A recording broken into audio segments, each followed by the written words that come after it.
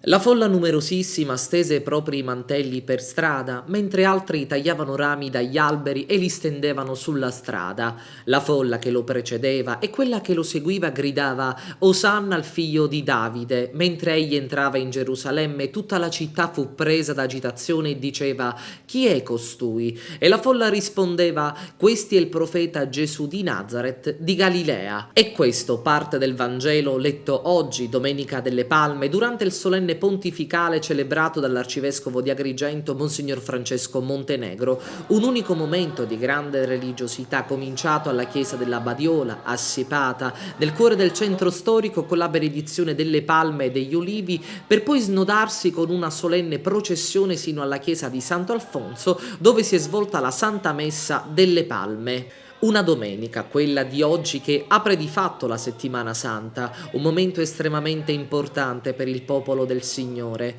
un popolo che troppo spesso, come dice Don Franco, si scorda di quel Cristo che diede la vita per l'intero genere umano, sconfiggendo la morte con la resurrezione. Troppo spesso ci si ferma in superficie, un po' come fece il popolo di Gerusalemme, che prima osanna a Gesù, accogliendolo trionfalmente, e successivamente lo condanna a morte,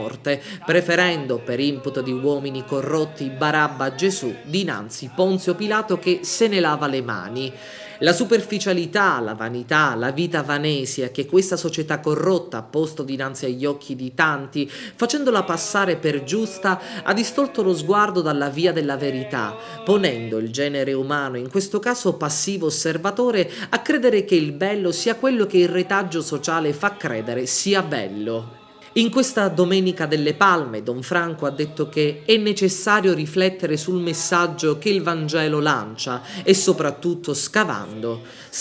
dentro ognuno di noi per ritrovare quella fede di cui l'uomo spesso si dimentica.